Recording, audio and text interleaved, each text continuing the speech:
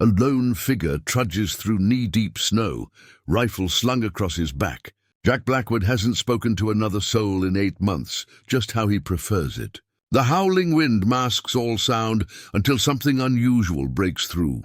A whimpering cry, almost human, but not quite. Following the sound, Jack discovers a small, fur-covered creature, no larger than a human infant, shivering against a fallen log. Its large, expressive eyes meet his, filled with a desperate plea for help. Jack has spent decades avoiding attachment, running from his past. Yet something about this abandoned creature speaks to the emptiness he's carried since Sarah died. What happens when a man who's sworn off humanity discovers something more than human to care for? Jack Blackwood trudged through the deepening snow, cradling the small, fur-covered creature against his chest. The wind howled through the pines, drowning out the creature's whimpering. Each step was deliberate, his weathered boots finding purchase on the treacherous slope leading to his cabin. "Just a bit further," he muttered. Unsure if he was speaking to the creature or himself, his cabin appeared through the curtain of falling snow, a simple structure of rough-hewn logs that had been his only home for 7 years. Smoke curled from the chimney, the fire he'd banked that morning still providing a faint warmth within. Jack shouldered open the door, ducking to enter the low doorframe. The creature stirred against his chest, making a sound between a whimper and a growl. In the dim light, Jack could see it more clearly now, covered in reddish-brown fur with oversized hands and feet, and a face that was somehow both animal and disturbingly human. "What are you?" he whispered. The creature blinked up at him with intelligent eyes, dark pools that reflected the flickering firelight. Jack laid it gently on his worn bearskin rug before the hearth. Its body was small, maybe 20 pounds, but the proportions were wrong for any animal he knew. And he knew them all. 7 years alone in these mountains had taught him every creature that called these woods home. This was something else entirely. Jack stirred the embers and added a log, bringing the fire back to life. As warmth spread through the single-room cabin, he removed his heavy coat and hung it by the door.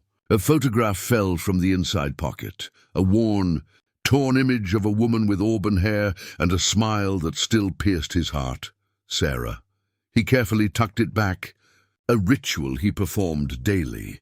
The creature made another sound, drawing his attention back. It had rolled closer to the fire, instinctively seeking heat. "You won't last the night," Jack said matter-of-factly. "And it ain't my business if you do or don't." He moved to his small kitchen area and poured himself 2 fingers of whiskey from a nearly empty bottle. The amber liquid burned down his throat as he considered his options. The humane thing would be to put the creature out of its misery. Whatever it was too young to survive on its own, and too strange to risk keeping, yet something held him back. Those eyes. They weren't an animal's vacant stare, but held a spark of something recognizable: fear, hope, trust. Jack sighed and set down the empty glass. He gathered some clean rags and heated water on his wood stove. The creature watched his movements, tracking him with those unsettling eyes. "Just until the storm passes," Jack declared, kneeling beside the strange infant. "Then you're on your own." He gently cleaned the mud and ice from the creature's fur. Beneath the filth, the fur was soft and dense, perfect insulation against mountain winters. The creature had stopped trembling and now made a gentle cooing sound as Jack's rough hands carefully worked. "You're hungry?" "I reckon," Jack muttered. He warmed some goat's milk he kept for cooking and dipped a clean rag in it. The creature eagerly sucked on the milk-soaked cloth, its large hands, almost like a human child's, but with longer fingers, grasping at Jack's wrist. As night fell, the storm intensified. Wind howled through the eaves of the cabin, snow piling against the walls. Jack built up the fire and prepared his bed. The creature had fallen into an exhausted sleep by the hearth. Jack stared at it for a long moment before retrieving the torn photograph of Sarah. "What would you make of this, darling?" he asked quietly, thumb tracing her faded smile. The first night was a sleepless one. The creature woke hourly, hungry or cold or simply frightened. Each time Jack found himself rising to tend to it. Warming milk, adding wood to the fire, or simply placing a reassuring hand on its small back until it settled again. By morning, Jack stood at his window watching the unrelenting snowfall, the creature sleeping peacefully on a nest of blankets he'd arranged. His promise to release it once the storm passed was already ringing hollow in his ears. "Just a few days," he amended, knowing full well he was already crossing a line he couldn't uncross. Outside, the world was white and silent, burying them both in a solitude that was no longer quite so complete.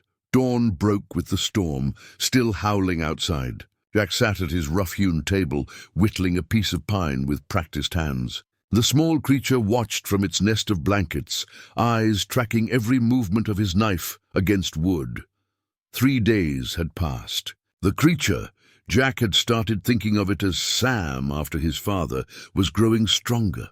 Its breathing had steadied, and the worrying blue tinge had left its extremities. Jack set aside his knife and examined his handiwork, a crude crib fashioned from pine boards and branches. Not pretty, but functional. Sam needed something more substantial than blankets on the floor. "This'll do for now," Jack muttered, setting the crib near the fire.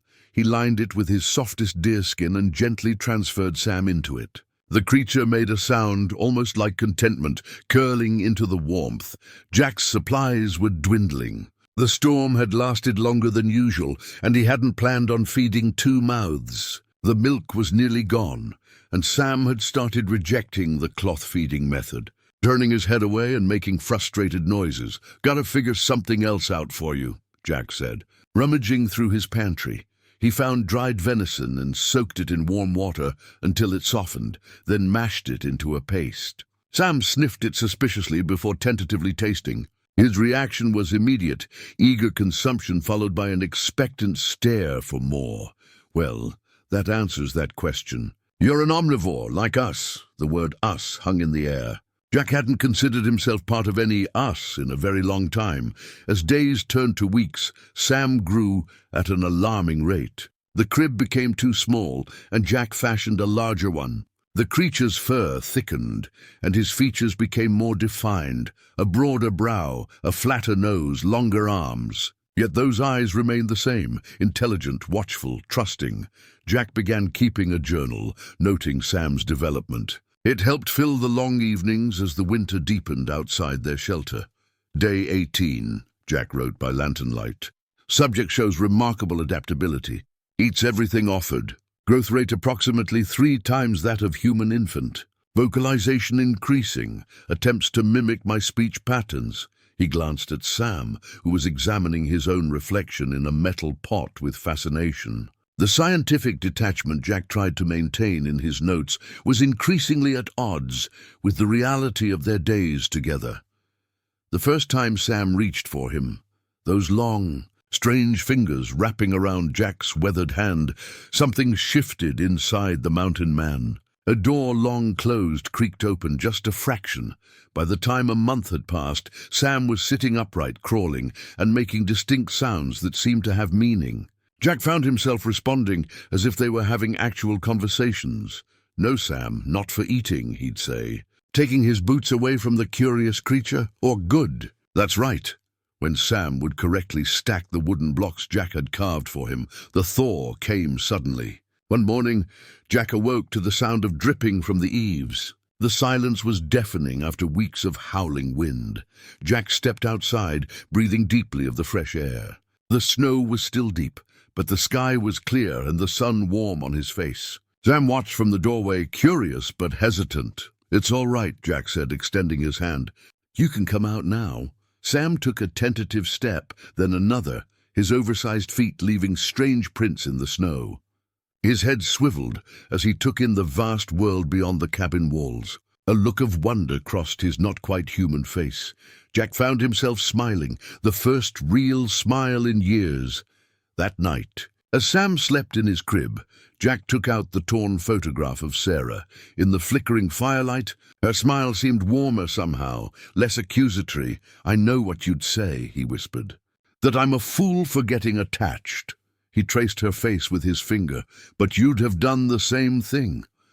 He tucked the photograph away and checked on Sam one more time. The creature was growing so fast. Soon he would need something more than a crib. Soon Jack would have to make more permanent decisions. But for tonight, in this moment, the mountain man, who had chosen solitude over humanity, found himself humming a half-remembered lullaby as he added another log to the fire, keeping watch over a creature that science said couldn't exist. Spring came to the mountains, melting the last patches of snow in the hidden valleys. 3 months had passed since Jack found Sam in the wilderness. The creature now stood nearly 3 feet tall, his body covered in thick, reddish-brown fur that Jack helped groom weekly with a horsebrush. Jack sat at his table, a leather-bound journal open before him. He'd begun documenting everything: Sam's growth, behaviors, the sounds that were increasingly becoming a primitive language between them. May the 12th, he wrote in careful script. This subject continues rapid development. Physical growth exceeds any known primate pattern, demonstrates tool use and problem-solving abilities comparable to a human child of approximately 4 to 5 years. Despite being only 3 months in my care, Jack paused, watching Sam attempting to whittle a stick with a dulled knife Jack had given him. The creature's fingers were surprisingly dexterous, though his hands were proportionally larger than a human's. Mimicry has evolved into genuine communication, Jack continued writing, has developed approximately 20 distinct vocalizations with consistent meanings. Responds to his name and basic commands. Sam looked up suddenly, meeting Jack's gaze. He made a low, hooting sound followed by 2 clicks, the signal he'd developed for hunger. All right, Jack said, closing the journal. Let's find some breakfast. Their routine had developed naturally. Mornings began with foraging near the cabin. Jack taught Sam which plants were edible, which had medicinal properties, and which to avoid. Sam learned quickly, his memory seemingly photographic. This one, Jack said, pointing to a cluster of berries. Remember? Sam nodded and made the warning sound they'd established for dangerous items. Jack nodded approvingly. That's right. Not for eating. The journal had become more than just scientific observation. Between entries about Sam's development were sketches: Sam sleeping, Sam examining a pine cone, Sam attempting to climb a tree with his long arms and powerful fingers. Jack couldn't remember when he'd started drawing again. Sarah had always encouraged his art before. He pushed the thought away. By midday, they returned to the cabin with a bounty of early spring greens, mushrooms, and 2 rabbits from Jack's traps. Sam watched intently as Jack skinned and prepared the rabbits, his eyes taking in every movement of the knife. You want to try? Jack asked, offering the knife handle first. Sam took it carefully, mimicking Jack's motions with impressive precision. His first cuts were clumsy, but he adjusted quickly, learning from each mistake. Not bad, Jack said, the pride in his voice surprising him. Not bad at all. After eating, they ventured further from the cabin than ever before. Jack carried his rifle, more out of habit than necessity. The higher elevations still held snow, but a clear path wound through the pines toward the ridge that overlooked the valley. Sam moved with increasing confidence through the forest. His gait had evolved from an awkward waddle to a smooth, rolling motion that covered ground quickly. He paused occasionally to examine tracks or interesting plants, looking to Jack for approval or explanation. At the ridge, they stopped. Below them, the valley stretched green and vast. In the far distance, tiny squares of farmland were visible, and beyond that, the faint smudge of a town. That's where the others live, Jack said, pointing. People, humans. Sam followed his gesture, head tilted in curiosity. He made a questioning sound. No, Jack said firmly. Not safe for you there? As if to emphasize his point, the distant crack of a rifle echoed across the valley. Someone hunting in the lower forests. Sam flinched at the sound, instinctively moving closer to Jack. It's all right, Jack said, placing a weathered hand on Sam's shoulder. They're far away. That evening, as firelight filled the cabin with warm light, Jack added a final entry to his journal. He asked about the town today, in his way. Had to explain why we keep to ourselves. Realized I'm no longer staying isolated just for my sake, but for his protection. Responsibility I never sought, but can't ignore. When did this strange creature become more than just a curiosity or obligation? When did it become him? Jack closed the journal and watched Sam arranging pine cones in complex patterns on the floor. Whatever Sam was, whatever impossible creature Jack had found that winter day, he was no longer just a scientific curiosity. He was family. Summer heat shimmered over the forest. Jack wiped sweat from his brow as he checked his trapline, Sam following close behind. The creature now stood nearly 4 feet tall, his movements more confident with each passing day. "Hold up," Jack said, suddenly raising his hand. Sam froze immediately, understanding the signal for danger. Jack knelt, examining the ground. Bootprints, fresh ones, crossed their path heading toward the cabin. "Someone's been here," Jack muttered, his voice tight. "Recently?" Sam made a low, concerned sound, sniffing the air. His sense of smell had proven remarkably acute, often detecting animals long before Jack could spot them. They approached the cabin, cautiously. Nothing seemed disturbed, but Jack's instincts screamed caution. He circled the perimeter slowly, Sam keeping close to his side. Near the western corner, Jack spotted it, a small device strapped to a pine tree, its lens pointed toward the cabin clearing. "Trail camera," Jack explained quietly, pointing without touching it. "Hunters use them to track game." Sam tilted his head, not understanding. "It takes pictures," Jack clarified. "Like drawings, but perfect ones, of whatever walks past." The implications hit him like a physical blow. Sam had been playing in that clearing just yesterday, practicing the hand-eye coordination exercises Jack had devised for him. If the camera had been there, then... Jack's heart pounded in his chest. "We need to check if there are more." They found 2 additional cameras positioned strategically around the cabin. Jack left them untouched. Removing them would only confirm someone had discovered them. Inside the cabin, Jack paced, while Sam watched anxiously from his corner bed, now built to accommodate his growing frame. "Hunters have been talking," Jack said, thinking aloud. "Rumors about strange tracks, unusual sounds." He ran a hand through his graying beard. "I've been too careless." That evening, Jack walked to the ridge alone. He needed cell signal, something he rarely sought. His ancient phone powered up reluctantly, connecting to the distant tower in the valley. 3 bars, enough to search local news. The headlines made his blood run cold. Unusual animal sightings in Cascade foothills. Bigfoot fever hits local hunting community. $10,000 reward offered for verifiable Bigfoot evidence. Jack shut the phone off and stared across the darkening valley. They'd been discovered. Not directly, not yet, but it was only a matter of time. When he returned to the cabin, Sam was agitated, pacing and making distressed sounds. He'd become attuned to Jack's moods over the months. "We're going to be all right," Jack assured him, not entirely convinced himself.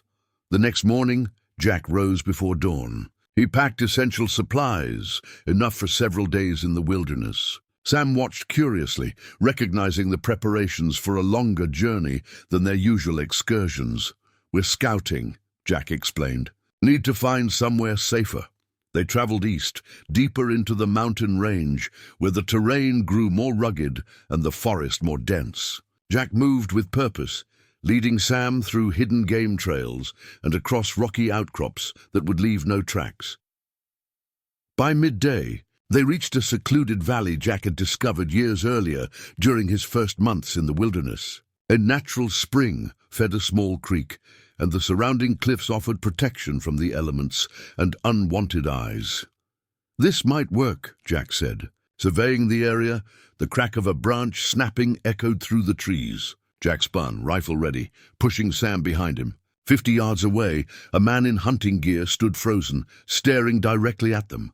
For a breathless moment, nobody moved. Then the hunter fumbled for something at his belt. A camera or phone. "Run!" Jack hissed at Sam, stepping forward to block the hunter's view. Sam hesitated, making a sound of protest. "Now!" As Sam disappeared into the underbrush, Jack advanced toward the hunter, rifle lowered but ready. "Private property," Jack called out, his voice rough from disuse. "You're trespassing." The hunter raised his hands slightly, his eyes darting to where Sam had vanished. "Sorry, didn't realize." "I was tracking something unusual," "Nothing unusual here," Jack replied coldly. "Just me. And I value my privacy." The hunter nodded slowly, but his expression remained skeptical. "You live out here alone?" "Thought I saw someone with you just now." "Your eyes playing tricks," Jack said. "Now I suggest you head back the way you came." After the hunter departed, Jack found Sam hiding precisely where they had practiced during their safety drills. The creature was trembling slightly, eyes wide. "It's okay," Jack reassured him, kneeling to meet Sam's eyes. "But we need to be more careful now. That was too close." As they made their way back to the cabin, taking a circuitous route to avoid leaving a clear trail, Jack's mind raced. The cameras, the hunter, the news articles, their peaceful existence was threatened from all sides. Sam reached out, his large hand closing gently around Jack's forearm. The gesture was one of trust, of dependence. Jack felt the weight of it like a physical burden. "I won't let anything happen to you," he promised quietly. "Whatever it takes." Autumn painted the mountains in brilliant hues of red and gold. Jack stood at the edge of the small clearing, surveying their work. The new cabin was smaller than his previous home, but built sturdier, with thicker logs and a partially subterranean foundation that helped conceal it among the surrounding pines. Sam appeared beside him, carrying the last of their supplies from the temporary camp they'd established 3 months ago. At nearly 5 feet tall now, he could carry loads that would strain Jack's back. His broad shoulders and powerful frame were developing the distinctive silhouette that folklore attributed to his kind. "Good work," Jack said, nodding in approval. "We're home." The valley Jack had chosen was perfect, remote, surrounded by nearly impassable terrain, except for one narrow access route, and blessed with both a freshwater spring and abundant game. He unfolded a weathered map on a nearby stump. Making another notation with a stub of pencil, the map had become their lifeline, marked with colored symbols indicating safe zones, danger areas, human activity, and escape routes. Jack had taught Sam to read it, ensuring he could navigate alone if necessary. "Green areas," Jack explained again, pointing, "are safe. Red means people, buildings, roads. Never go there. Blue is water sources. And these black lines are our emergency routes." Sam nodded solemnly, his finger tracing the markings. He understood more than Jack sometimes realized. Their days fell into a new rhythm. Mornings began with security checks. Jack had established tripwires with small bells at strategic points along likely approach routes. Then came hunting or gathering, depending on the day's needs. Afternoons were devoted to Sam's education. Jack had salvaged books from his old cabin, teaching Sam to recognize words and even read simple sentences. The creature's capacity for language had blossomed. He now understood nearly everything Jack said and could communicate through a combination of his own sounds, gestures, and even some halting English words. "Tree," Sam would say in his deep, rumbling voice, pointing upward. "That's right," Jack would reply. "Pine tree. Tall pine tree. Tall pine tree," Sam would repeat carefully, the words thick but recognizable. Jack worked tirelessly to prepare for winter, showing Sam how to preserve meat by smoking it, how to identify medicinal plants and store them properly, how to maintain the cabin against the coming snow. "Winter is coming," Jack explained as they worked. "Snow cold, like when I found you, remember?" Sam made a soft sound of acknowledgement, his eyes momentarily distant. Did he remember his life before Jack? The mountain man had often wondered what had happened to Sam's biological family, why a baby creature of his kind had been alone in the deadly cold. One evening, as they sat by the fire, Sam unexpectedly approached Jack with something clutched in his large hands. He placed it carefully on Jack's lap, a crude drawing scratched onto a piece of birch bark with charcoal from the fire. It showed 2 figures, one tall and upright, one shorter and broader, standing together beside what appeared to be their cabin. Jack stared at it, emotion tightening his throat. "That's good, Sam," he managed. "That's real good." Later that night, after Sam had fallen asleep in his corner of the cabin, Jack added the drawing to his journal. Beneath it he wrote, "First artistic expression. depicts the two of us as a family unit. 7 months since I found him, and he's become everything, my purpose, my family, my redemption maybe. As autumn deepened toward winter, Jack increased their security measures. The encounter with the hunter months ago had shaken him more than he cared to admit. They practiced what Sam should do if strangers approached, which hiding spots to use, which escape routes to take. If someone comes, Jack instructed, and I do this, he made a quick sweeping motion with his hand, you go. Don't wait for me. Follow the black lines on the map to the cave system. Wait 3 days. If I don't come, keep going north. Sam made a distressed sound, clearly unhappy with these instructions. I know, Jack said softly, but it's important. Promise me. Sam reluctantly mimicked Jack's gesture for promise, a hand over the heart. The first snow came early that year, dusting their clearing one morning in late October. Sam stood in the doorway of their cabin, watching the flakes with a mixture of wonder and what Jack thought might be apprehension. It's all right, Jack reassured him. We're ready this time. As Sam stepped out into the gently falling snow, his large feet leaving distinctive prints, Jack found himself thinking of how different this winter would be from the last. A year ago, he had been alone, his only companion the memory of a woman long gone. Now he watched as Sam tilted his face to the sky, catching snowflakes on his tongue just as Jack had taught him, and felt something he hadn't experienced in years. Hope. The winter had been harsh but manageable. As March brought the first hints of thaw, Jack found himself appreciating the security of their hidden valley. No human tracks had approached their cabin all winter, and the natural barriers of cliff and dense forest had sheltered them from the worst storms. Jack was checking his snare line when he heard the soft tinkling of bells, the perimeter alarm. He froze, listening intently. The sound came again from the eastern approach. Someone was coming? Sam, Jack whispered urgently as he rushed back to the cabin. Hide, now. Sam, now nearly as tall as Jack, though broader and more powerful, immediately moved to their practiced emergency position, a concealed space beneath the floorboards where Jack had built a hidden compartment.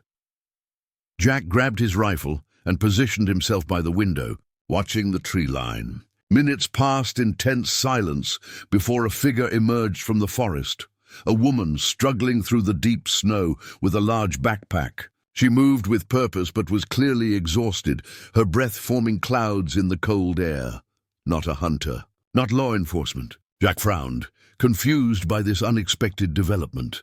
The woman spotted the cabin and raised a hand in greeting, calling out, "Hello! Is anyone there?" Jack remained silent, watching through the window as she approached. She was perhaps 40, with short dark hair streaked with premature gray, dressed in practical outdoor gear. She carried no visible weapons beyond a hiking knife at her belt.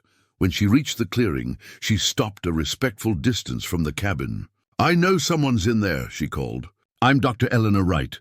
I'm a wildlife biologist conducting research in these mountains. I've been caught in the field longer than expected, and I'm low on supplies. I'm not looking for trouble, just some help." Jack remained motionless, weighing his options. A biologist could be more dangerous to Sam than a hunter. She might recognize what he was, understand his scientific significance. The woman waited, then added, "I have medical supplies and can trade. I saw from your tracks you've been hunting. I twisted my ankle 2 days ago and could use some protein in exchange for antibiotics or painkillers. Medical supplies." Jack's winter stock was depleted, and Sam had developed a cough last month that had worried him. The thought of antibiotics was tempting. Finally, Jack opened the door partway, keeping his rifle visible but not aimed directly at her. "You're trespassing," he said flatly. She nodded. "I know, and I apologize. I wouldn't bother you if I weren't in a tough spot." "There's a ranger station 12 miles southeast," Jack replied. 17, actually, she corrected. "And in this snow, with my ankle—" She gestured at her right foot, where her boot was laced loosely to accommodate swelling. Jack studied her, looking for signs of deception. Her exhaustion seemed genuine, her discomfort obvious in how she kept weight off her injured foot. "What kind of research brings you out here in winter?" he asked. "I'm tracking migration patterns of mountain lions, particularly how they're adapting to climate change. I have cameras and tracking collars on several subjects." She gestured to her equipment, a high-end camera with telephoto lens, a tablet in a rugged case, and what looked like radio tracking gear. Jack felt a chill that had nothing to do with the winter air. Wildlife cameras, tracking equipment. This woman had been monitoring the mountains, perhaps for months. "Wait here," he said finally, and closed the door. Inside, Jack moved silently to the hidden compartment. "Stay quiet," he whispered to Sam, "no matter what. Understand?" Sam's eyes reflected concern in the dim light, but he nodded. Jack gathered some smoked venison, wrapped it in oilcloth, and returned outside. The biologist hadn't moved. "Here," he said, holding out the package. "Should last you a few days." She reached into her pack and produced a sealed medical kit. "Fair trade. There's antibiotics, painkillers, field dressings, and some basic surgical supplies," Jack nodded. "And they made the exchange without moving closer to each other. There's a stream about 50 yards west," Jack said. "Water's clean if you need to refill." Dr. Wright smiled slightly. "Thank you. I've been following game trails, but they're not always reliable this time of year. How long have you been tracking in these mountains?" Jack asked, trying to sound casual. "This is my 3rd season," she replied, "though I usually work further south. The university expanded my research area this year. 3 seasons. Jack kept his expression neutral, but his mind raced. Had she captured images of Sam? Of the two of them together? "I should let you get on your way before the weather turns," Jack said. "Storm coming by nightfall." She glanced at the clear sky. "You can tell? Living out here, you learn to read the signs." She nodded, adjusting her pack. "Thank you for the help. I might pass back this way in a few weeks when I retrieve my cameras. Would it be all right to stop by?" Jack hesitated, then gave a non-committal shrug. "Do what you need to." As she walked away, Jack remained in the doorway until she disappeared into the trees. Only then did he return inside, his thoughts troubled. Sam emerged from hiding, his expression questioning. "Just a traveler passing through," Jack said, but his voice lacked conviction. Nothing to worry about. That night, Jack couldn't sleep. Eleanor Wright represented something he'd been dreading, the encroachment of the outside world, armed with technology and scientific curiosity, into their sanctuary. True to her word, Dr. Eleanor Wright returned 3 weeks later. Jack spotted her approach on the eastern trail, moving more confidently this time, her ankle apparently healed. She carried the same backpack, but had added a small portable cooler to her equipment. "She's back," Jack told Sam, who was reading one of the worn paperbacks Jack had salvaged from his old cabin. "Remember, stay hidden, stay quiet." Sam nodded, reluctantly moving to his hiding place. He'd grown restless with these confinements, his naturally curious nature battling against the necessary caution. Jack stepped outside, rifle casually resting in the crook of his arm. Eleanor raised a hand in greeting. "You made it back," Jack said flatly. "I did," she replied, stopping at a respectful distance. "I brought something to thank you properly for your help." She opened the small cooler and extracted a package wrapped in butcher paper. "Proper beef. Ribeye steaks. Thought you might appreciate a change from game meat." The gesture was unexpected. Jack hesitated, then nodded for her to approach. "Coffee?" he offered gruffly, surprising himself with the invitation. Eleanor smiled. "I'd kill for a cup." Inside the cabin, Jack was acutely aware of Sam hidden beneath the floorboards. He busied himself with the wood stove, putting a pot of water on to boil. Eleanor seated herself at the small table, politely keeping her eyes from wandering too obviously around the cabin. Jack noticed how she deliberately set down a small medical kit beside her. "Your supplies need restocking?" she asked. Jack nodded. "Winter's end is always when things run thin. I brought more antibiotics and some basic medications. Noticed you were particularly interested in those last time." Jack poured 2 cups of coffee, a luxury he rationed carefully, and sat across from her. "What do you want in return?" "Information, mainly," she said directly. "I've been tracking unusual animal movements in this region. Something's disrupting established patterns. Jack kept his expression neutral. What kind of disruption? Prey animals behaving oddly. Deer and elk herds shifting territories unexpectedly. Predators showing unusual avoidance behaviors. She sipped her coffee. Have you noticed anything strange? Any animals you can't quite identify? Unusual tracks, perhaps? The directness of the question confirmed Jack's fears. She was looking for evidence of Sam's kind. Just the usual mountain wildlife, he replied evenly. Bears, cougars, wolves, nothing unusual. Eleanor studied him over her coffee cup. I've found tracks I can't identify. Large, bipedal, but not bear. Not human either.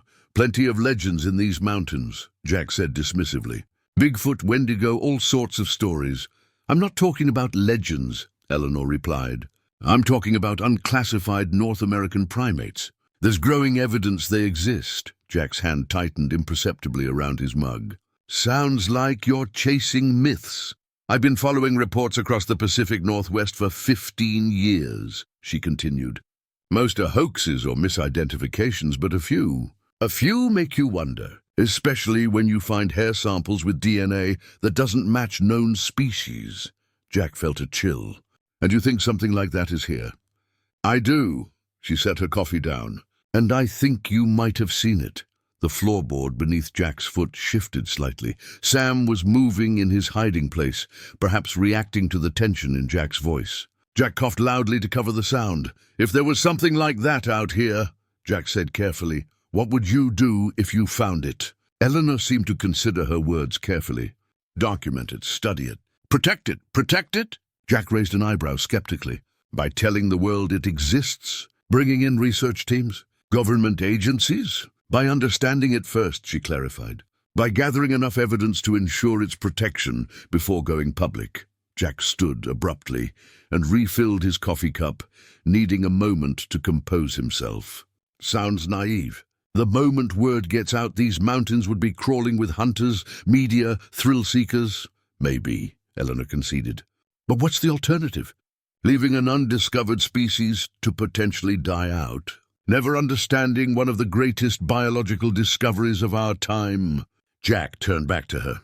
Some things might be better left undiscovered. Eleanor studied him for a long moment. You've seen something, haven't you? The directness of her question hung in the air between them. Below them, Sam shifted again, a barely perceptible movement. I've seen a lot of things in these mountains, Jack replied evenly. None of them monsters or missing links. Eleanor nodded slowly, not pressing further. She reached into her pack and withdrew a small satellite phone. I respect your privacy, but if you ever change your mind or see something worth reporting, this has my direct number. She placed it on the table between them, alongside the medical supplies. Solar-powered, works almost anywhere. No strings attached. Jack made no move to take it. Why would you trust a stranger with this?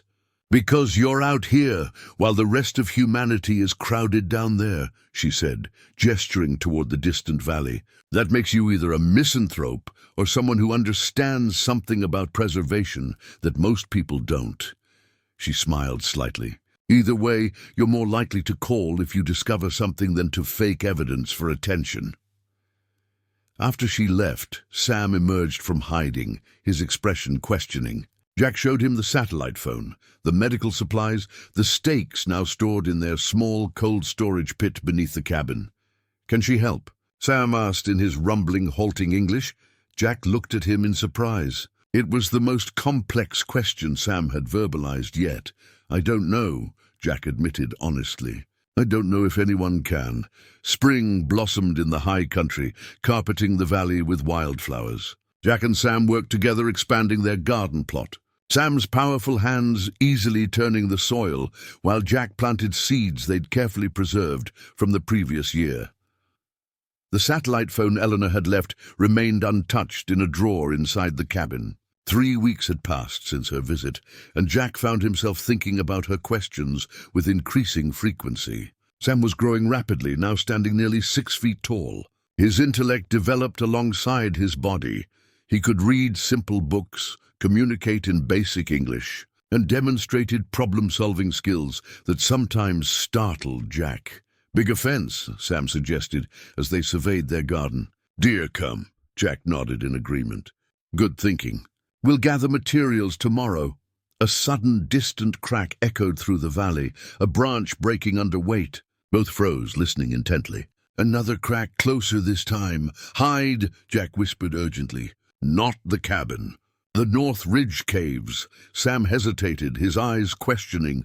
Go, Jack insisted. Now.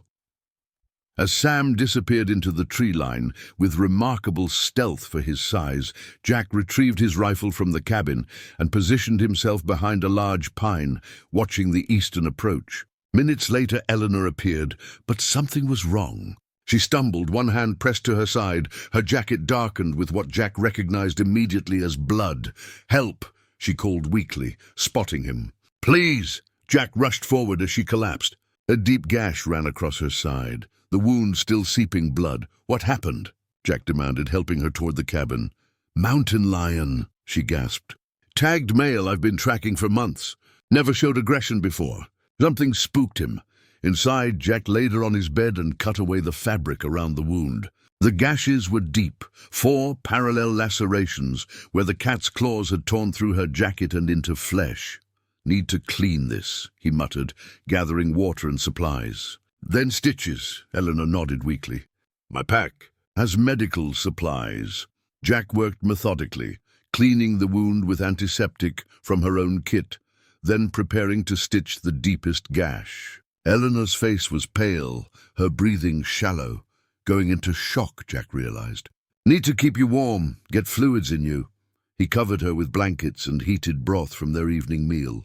As he worked, a shadow darkened the doorway. Jack turned to find Sam standing there, his large frame silhouetted against the afternoon light. Sam, Jack hissed. I told you to hide!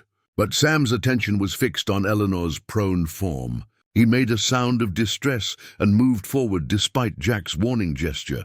Eleanor's eyes widened as she registered Sam's presence. Oh my God, she whispered. Sam, get back, Jack ordered, but the creature ignored him, approaching the bed with deliberate steps. Sam reached out one large, powerful hand.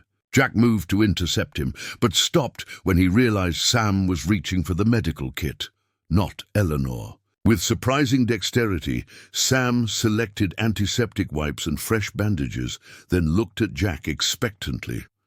He wants to help, Jack realized aloud. Eleanor stared, her scientific mind visibly processing despite her pain. He's intelligent, empathetic. Sam placed the supplies beside Jack and made a gesture they used when hunting, a signal to proceed cautiously. I'll be damned, Jack muttered, turning back to Eleanor's wound. He understands what happened to you.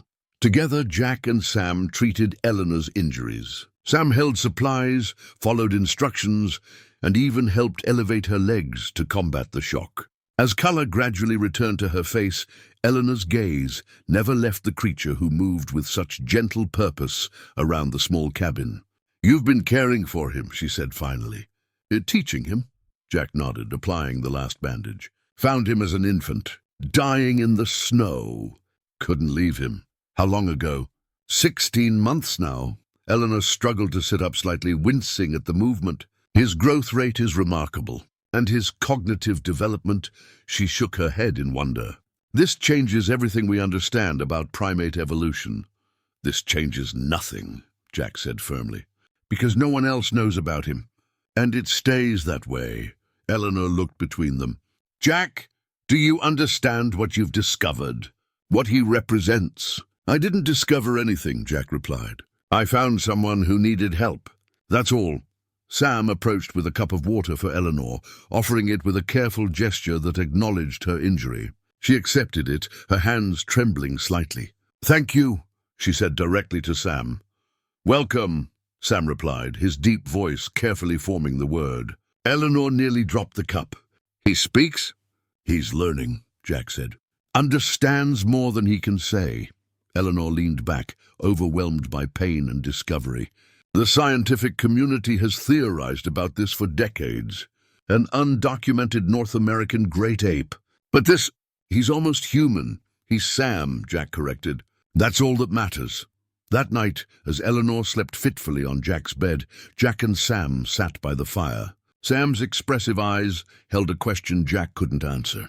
"I don't know what happens now," Jack admitted quietly, "but I promised to protect you." "That hasn't changed." Sam reached out, placing his large hand over Jack's. "Family," he said, one of the words he'd mastered early in his vocabulary. Jack nodded, throat tight with emotion. "That's right, family." Outside, the wind carried the distant howl of a wolf pack, a sound that had once reinforced Jack's isolation, but now reminded him of what was at stake. The world had found them, in the form of Dr. Eleanor Wright and her camera. The simple life they'd built was forever changed. Eleanor stayed for 2 weeks, while her wounds healed. During that time, a fragile trust developed between the unlikely trio. Sam's natural curiosity overcame his initial wariness, and he became Eleanor's constant shadow, watching intently as she documented her observations in a journal she promised would remain private. "His muscle density is remarkable," Eleanor noted one morning as Sam effortlessly lifted a fallen log that would have required both Jack and Eleanor together. "And the proportional strength in his hands and arms suggests a partially arboreal ancestry." Jack watched from the garden, still uneasy with Eleanor's scientific scrutiny, but acknowledging the benefits of having someone with medical knowledge around. Sam had experienced several growth spurts in recent months that left him with joint pain Eleanor helped manage. "How old do you think he is?" Eleanor asked, measuring Sam's height against a mark on the cabin wall. "Hard to say," Jack replied. "When I found him, he was infant-sized, maybe 15 pounds. That was less than 2 years ago." Eleanor shook her head in amazement. "His development is accelerated compared to humans or even great apes." At this rate, a thunderous crash interrupted her. They turned to see Sam standing amid the splintered remains of what had been their storage shed. His expression was a mixture of surprise and embarrassment. "Sorry," he rumbled, looking down at his hands as if they'd betrayed him. It was the third such incident that week. The day before, Sam had accidentally crushed a metal pot while washing it. Before that, he'd pulled the cabin door entirely off its hinges when opening it too forcefully. "It's all right," Jack assured him, though concern creased his brow. "We'll rebuild it stronger." That evening, as Sam slept heavily after the day's exertions, Jack and Eleanor spoke quietly by the fire. "He's entering adolescence," Eleanor explained. "His species clearly matures faster than humans, but the pattern seems similar. Rapid growth, hormonal changes, increased strength without the fine control to manage it. Will it get worse?" Jack asked. Eleanor nodded. "Probably. Think of human teenagers. Mood swings, identity formation, testing boundaries. Now add in strength that could easily snap a tree trunk." "He'd never hurt anyone intentionally," Jack said defensively. "I believe that," Eleanor assured him. "But accidents happen, especially when someone doesn't know their own strength." She hesitated. "There's something else we need to discuss. His intellectual development is reaching a critical stage. He's asking questions about himself, about his origins. Questions I'm not sure we can answer." Jack stared into the flames. "He asked me yesterday if there were others like him. Where his real family was. What did you tell him?" "That I didn't know." "That maybe someday we'd look for them together." Jack rubbed his beard. "I've been putting it off. The longer we stay hidden, the safer he is." "He may not give you that choice much longer," Eleanor warned.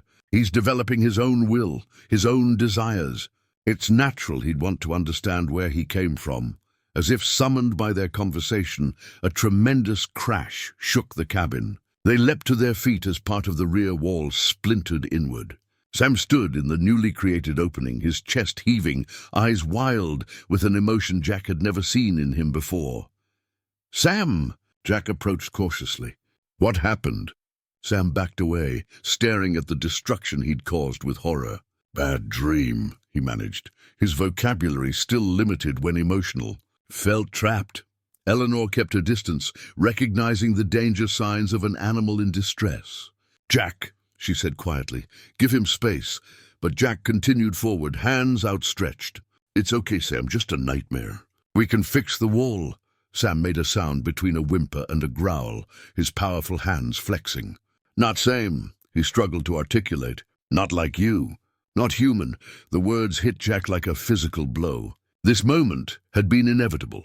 Sam's growing self-awareness colliding with the reality of his difference.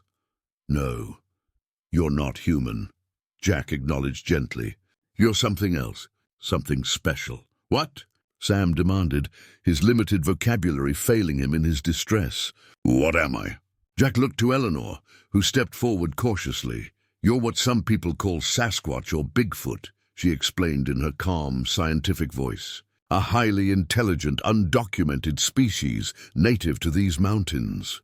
Possibly a cousin to humans on the evolutionary tree. Sam absorbed this, his breathing gradually slowing. Others, like me. Eleanor nodded. I believe so. There are stories, sightings across these mountain ranges for generations. I've been tracking evidence for years.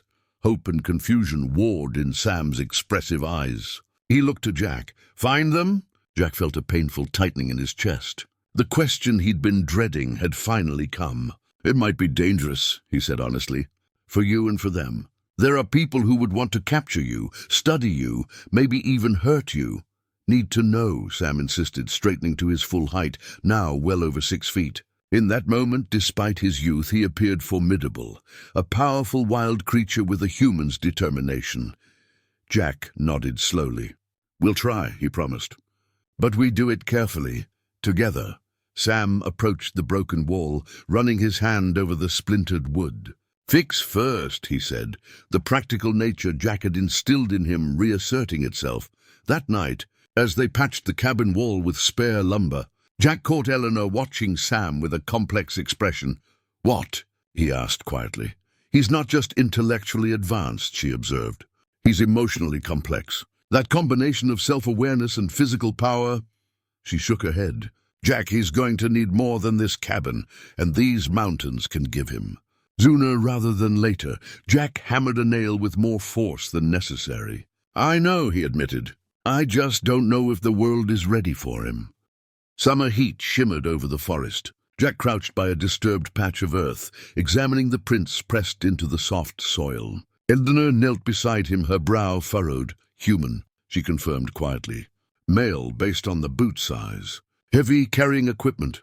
Not a casual hiker, Jack added, pointing to the deliberate path. He's tracking something. Sam stood several yards back, his keen eyes scanning the forest around them.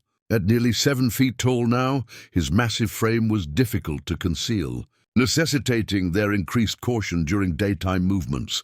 Third set of tracks this week, Jack muttered, brushing dirt over the prints to obscure them. Someone's systematically searching this area. Eleanor nodded grimly. We should check my research cameras. If they've been discovered, we'll check. But first, we get Sam back to safety.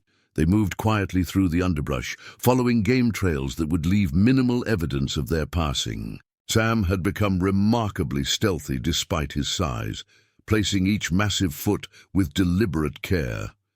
Back at the cabin, Jack retrieved his binoculars and map. I'll scout the eastern ridge. Eleanor, check your closest camera stations. Stay hidden, Sam finished, his deep voice carrying a note of frustration. Always hiding. Jack met his gaze with understanding. Just for now, until we know what we're dealing with. Eleanor gathered her equipment. I'll be back before dark. If I'm not... She hesitated, leaving the implication hanging. We'll find you, Jack assured her.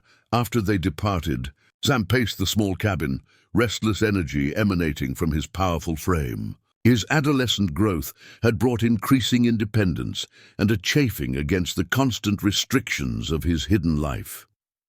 Near sundown, Jack returned with troubling news. Found something, he said grimly, laying a small metal device on the table. Trail trap. Professional grade. Sam examined it carefully without touching. For me, maybe, Jack admitted. It was placed on one of the game trails we occasionally use. Too sophisticated for local hunters going after deer. Eleanor returned as darkness fell, her expression tight with concern. 2 of my cameras are missing.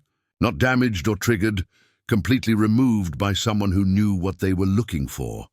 Someone's hunting Sam, Jack concluded quietly. Not just Sam, Eleanor corrected. They took the specific cameras positioned to monitor for cryptid evidence. Someone knows exactly what they're after. Jack paced the small cabin, mind racing. We need to know who. Random hunters we could handle, but if it's government, it's not government, Eleanor interrupted. At least not officially. I have contacts at Fish and Wildlife and the Forest Service. This isn't their style. Then who? There's a name in cryptozoology circles, Eleanor said hesitantly. Mercer, former military tracker turned private collector. Specializes in finding things others claim don't exist. A mercenary, Jack translated. More than that. He has financial backing from private collectors, wealthy eccentrics willing to pay millions for proof of cryptids. He's methodical, patient, and he never leaves empty-handed. Sam listened to this exchange, his expression growing darker. Hunt me for money, he summarized with surprising clarity. We don't know it's him, Eleanor cautioned. But these tactics match his reputation. Jack retrieved his rifle, checking the action with practiced hands. If it is this Mercer, what can we expect? He works alone usually. Advanced tracking skills, military tactics, high-end equipment. He'll establish a baseline of the target area, set up surveillance, gradually tighten the perimeter. Like he's doing now, Jack observed grimly. Eleanor nodded. He's systematic. Studies patterns, identifies vulnerabilities. Sam suddenly straightened, his head turning toward the window. Someone comes, he whispered, his hearing far more acute than his human companions.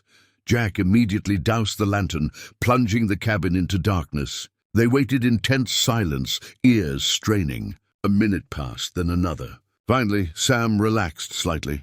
Gone now, he rumbled. Man smell. Gun oil. Eleanor's eyes widened in the darkness. He was scouting us. Jack moved to the window, carefully peering out at the moonlit clearing. We need to assume he knows about the cabin. About all of us. Then we leave, Eleanor said firmly. Tonight, and go where? Jack demanded. These mountains are our home, our safety. No longer safe, Sam interjected, his simple words carrying heavy truth. Jack looked between them, the weight of responsibility pressing down on him. We need supplies, a plan. We can't just run blindly. Eleanor was already gathering essential items. I have a research station about 20 miles north. Basic supplies, emergency equipment. We can regroup there, then decide our next move. Sam moved to the loose floorboard where they kept emergency packs ready, handing them to Jack and Eleanor with solemn efficiency. What about your research? Jack asked Eleanor.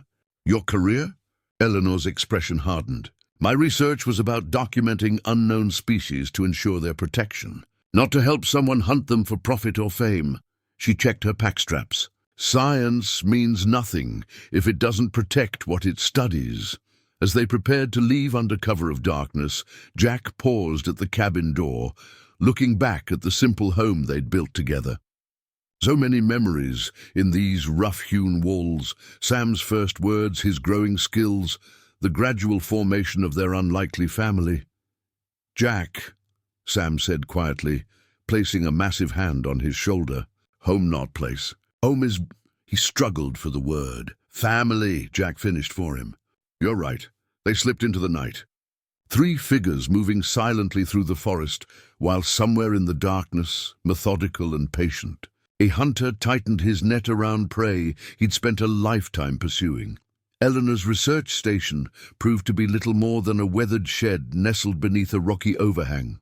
But its location offered excellent visibility of the surrounding forest. For 2 months, they maintained a vigilant existence, never staying in one place for more than a few nights, constantly moving between prearranged safe points throughout the mountains. As autumn painted the forest in brilliant hues, the first frost crystallized their breath in the morning air. Winter approached, a fact that couldn't be ignored any longer. We need a more permanent shelter, Jack said, as they gathered around a small, smokeless fire. And substantial supplies. Winter in these mountains is no joke. Eleanor nodded, consulting the topographical map spread before them. There's a natural cave system here. She indicated a spot several miles north. I've used it during winter research. It's defensible, hidden, and stays relatively warm due to geothermal activity deeper in the mountain. Sam had been unusually quiet all day, his massive form silhouetted against the twilight forest as he stared northward. "Sam," Jack prompted. "What do you think?" The creature turned, his expressive eyes troubled. "Others," he said simply. Jack and Eleanor exchanged glances. "What others?" Eleanor asked gently. Sam gestured northward. "Like me, feel them."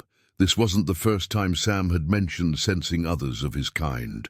Initially, Jack had attributed it to wishful thinking, but the consistency of Sam's claims had become difficult to dismiss. "In that direction?" Eleanor asked, marking the map. Sam nodded. "Call at night. Dreams." Jack approached him, concerned. "You've been dreaming of them? Why didn't you tell us?" "Not words," Sam struggled to explain. "Feelings, pulling." Eleanor studied the map intently. "That area has had more reported sightings than anywhere else in the region. Multiple accounts spanning decades." She looked up at Sam with newfound respect. "You can sense them somehow. Telepathically, perhaps, or through infrasound below human hearing range. Is it safe?" Jack asked Sam directly. "These others, are they calling you to help, or could it be a trap?" Sam considered this with the deliberation that characterized his thinking. "Safe," he finally decided. "Family feels." Jack's heart tightened at the word. Though he'd never voiced it, the fear of Sam eventually leaving to find his own kind had grown alongside the creature's increasing independence. "We need to prepare either way," Eleanor said pragmatically. "Winter supplies, emergency provisions, medical kits." They spent the next week establishing a hidden cache near the cave system, preserving meat, gathering medicinal plants, and harvesting late-season berries and nuts. Jack found his old skills as a survivalist meshing well with Eleanor's scientific knowledge. Together, they created a winter reserve that would sustain them for months if necessary. One evening, while Sam foraged nearby, Eleanor approached Jack with something clutched in her hand. "Found these near the northern ridge," she said, showing him a tuft of reddish-brown fur caught on a tree bark. Same color and texture as Sam's, but from a different individual. Jack examined it carefully. "Could be animal fur. I've studied enough samples to know the difference." "This is from one of them," she hesitated. "Jack, I think Sam is right. There are others nearby, and they're growing aware of him." Jack stared into the darkening forest. "He's going to want to find them. Wouldn't you? In his position?" He had no answer for that. Later that night, as Eleanor slept, Jack found Sam sitting outside their temporary shelter, staring at the stars with an almost human expression of wonder. "Cold soon," Sam observed as Jack sat beside him. "Yes, we'll be ready." Sam's massive hand gestured to the night sky. "Stars same for everyone. For me, for you, for others like me." Jack nodded, struck by the philosophical nature of the observation. "That's right. We're all under the same sky. Not monster," Sam said suddenly, turning to look at Jack. "Not animal only. What am I?" The question carried all the weight of Sam's growing self-awareness. Jack chose his words carefully. "You're Sam. You're intelligent, compassionate, strong. What humans call you Sasquatch, Bigfoot, that's just a name. It doesn't define what you are inside." Sam seemed to consider this. "Others like me hide. Why?" "Fear, probably," Jack admitted. "Humans haven't always been kind to things they don't understand." "You kind," Sam countered. "I'm different," Jack said with a small smile. "I never much liked humans either." Sam made the low, rumbling sound that was his version of laughter, but it faded quickly. "Hunter still comes." Jack nodded grimly. "Mercer?" "Yes, I believe he does." "Not afraid for me," Sam said, surprising Jack. "Afraid for you. For Eleanor. My problem brings danger to my family." The maturity of this concern caught Jack off guard. When had Sam developed such complex empathy, such responsibility? "We're in this together," Jack assured him. "All three of us." Sam shook his massive head. "My kind calling. Maybe should go. Keep you safe." Jack felt a surge of protective fear. "We don't know what's out there, Sam, or if Mercer has already set traps along the way. We stick together." The creature was silent for a long moment, his breath forming clouds in the increasingly cold night air. "When snow comes," he finally said, "we'll help others like me." It wasn't a question, but a decision stated with quiet determination. Jack realized with a mixture of pride and sorrow that Sam was no longer asking permission. The infant he'd rescued, the child he'd raised, had grown into a being capable of making his own choices, even difficult ones. "Then we'd better be ready," Jack said, clapping Sam gently on his powerful shoulder. "All of us." As if nature itself acknowledged their deadline, the first snowflakes began to fall, delicate crystals dancing in the moonlight, harbingers of the challenging winter to come. The cave system proved to be an excellent winter shelter.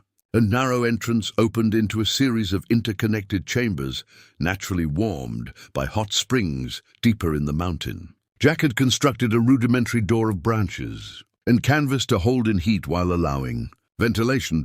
Eleanor spent her days documenting their experiences in her journal and analyzing the fur samples she'd collected. Sam helped Jack set up defensive perimeters, early warning systems of balanced stones and tripwires that would alert them to any intruder.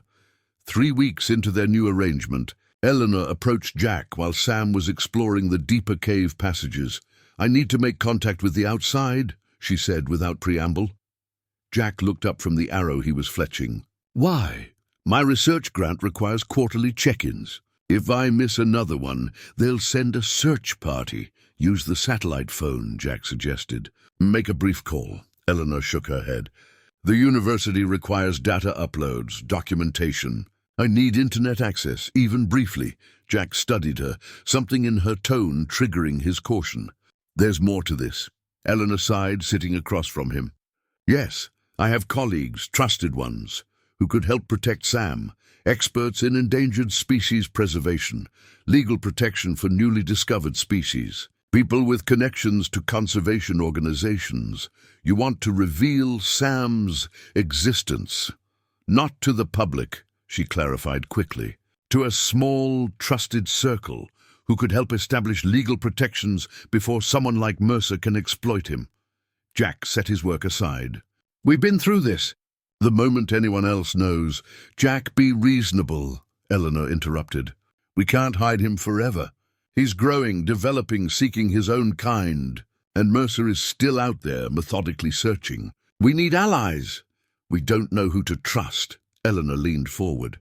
"I've dedicated my life to protecting endangered species. My colleagues have the same commitment. They can help establish Sam and his kind as a protected species under international law." Jack remained unconvinced.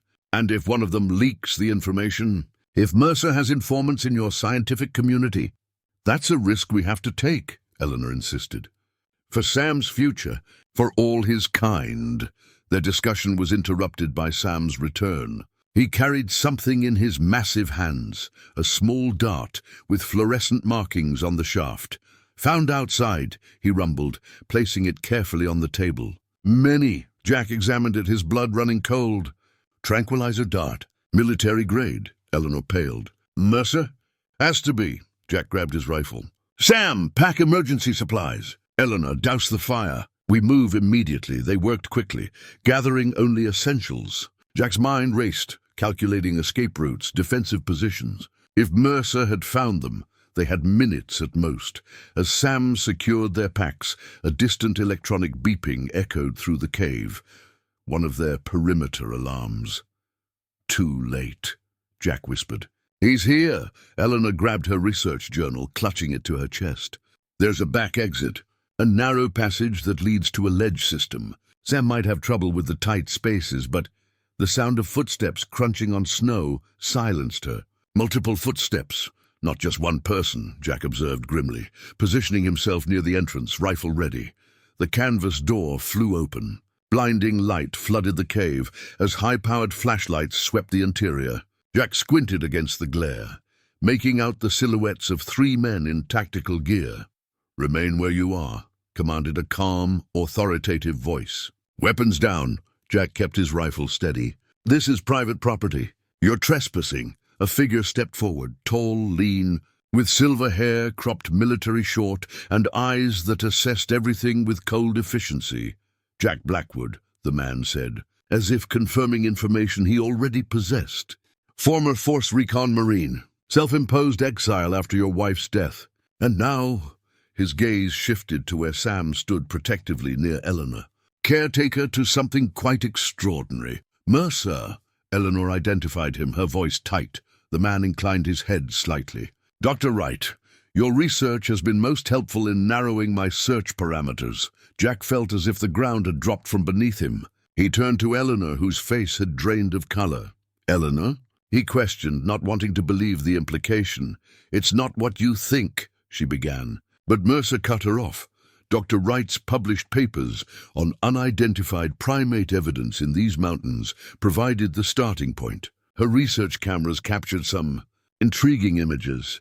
Images that certain interested parties found worth investigating.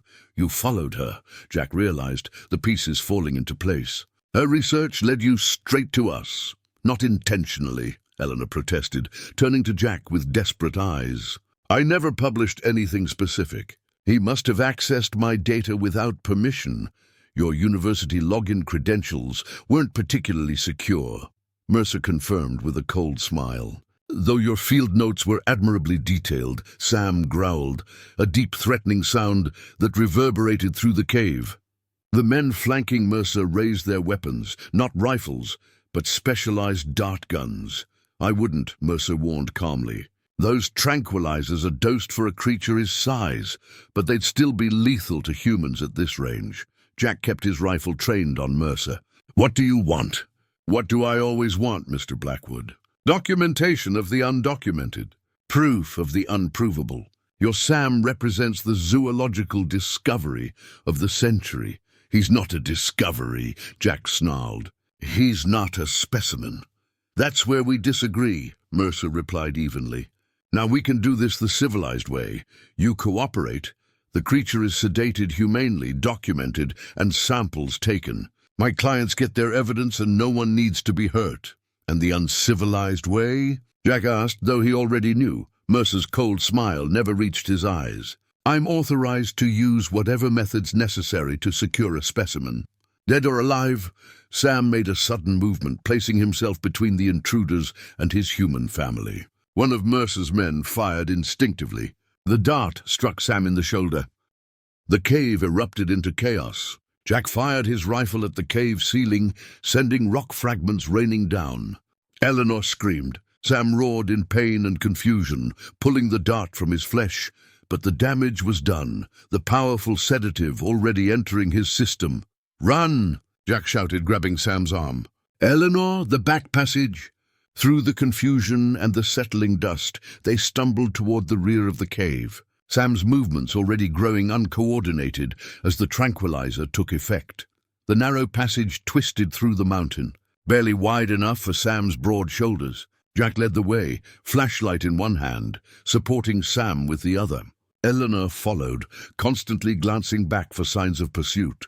Stay with me, Sam, Jack urged as the creature stumbled, his movements growing increasingly uncoordinated. Just a little further. Sam's breathing had become labored, each exhale producing a concerning wheezing sound. The tranquilizer was taking full effect, designed to incapacitate something of his size and strength. The dose was too high, Eleanor whispered urgently. His metabolism. It's different from what Mercer would have calculated. They emerged onto a snow-covered ledge halfway up the mountainside. The winter night was brutally cold, the wind cutting through their hastily donned clothing. Below, pinpricks of light indicated Mercer and his team searching the forest at the cave's main entrance. Sam collapsed against the rock face, his massive body sliding down until he sat slumped in the snow. His eyes struggled to focus on Jack. Can't, he managed, the single word slurred. Go, without... No, Jack said firmly, kneeling beside him. We stick together, always. Eleanor rummaged through her emergency pack, withdrawing the small medical kit she always carried. I have adrenaline, she said. It might counteract a sedative temporarily. Jack nodded. Do it. She administered the injection into Sam's arm, the needle looking absurdly small against his muscular bulk. For several tense moments, nothing happened. Then Sam drew a deeper breath, his eyes clearing slightly. We need to move, Jack decided, helping Sam to his feet. They'll figure out the back passage soon enough. They traversed the ledge system until it connected with a steep game trail leading higher into the mountains. The snow was knee-deep in places, making their progress painfully slow. Sam lurched between Jack and Eleanor, fighting the sedative with every step. "There's a hunting cabin about 3 miles north," Eleanor said between labored breaths. "Used by the university research team. Basic supplies, emergency radio." Jack nodded grimly. "Have to risk it. Sam needs shelter, and we need to treat whatever they shot into him." The journey was nightmarish. The temperature continued to drop, the wind driving icy particles against any exposed skin. Sam's condition worsened despite the adrenaline, his massive form becoming increasingly difficult to support. By the time the small cabin came into view, dawn was breaking over the eastern ridges, casting long shadows across the snow-covered landscape. Jack did a quick perimeter check, while Eleanor helped Sam inside. The cabin was little more than a glorified shed, a single room with bunks, a wood stove, and basic emergency supplies. Jack quickly started a fire while Eleanor examined Sam, who had collapsed onto the floor. "Too large for any of the bunks. His pulse is erratic," she reported. Fingers pressed to the side of his thick neck. "Breathing shallow. We need to flush the tranquilizer from his system." Jack found a store of bottled water and helped Eleanor get it into Sam, who was barely conscious enough to swallow. "Why did you do it?" Jack asked quietly as they worked. Eleanor didn't pretend to misunderstand. "I never meant for this to happen. My research was supposed to protect species like Sam, not expose them. But you documented everything. Kept detailed notes, used cameras. That's what scientists do," she replied, voice tight with emotion. "We observe, record, analyze. I was gathering evidence to support protection efforts, not to help hunters." Jack's expression remained hard. "You knew the risks." "Yeah," she admitted. "And I underestimated them. Overestimated the security of academic data systems." She met his gaze directly. "I'm sorry, Jack, truly. But right now, Sam needs us both." The creature stirred, his eyes opening slightly. "Jack," he rumbled, voice barely audible. "Eleanor, we're here," Jack assured him, squeezing his massive hand. "Just rest." Sam's eyes closed again, his breathing shallow but steady. Jack checked his emergency pack, inventorying their dwindling supplies. The small radio in the corner of the cabin caught his attention. "Who has access to that frequency?" he asked, nodding toward it. "University research team. Forest Service. Emergency services." Eleanor hesitated. "Jack, we need help. Sam's condition is beyond what we can treat here.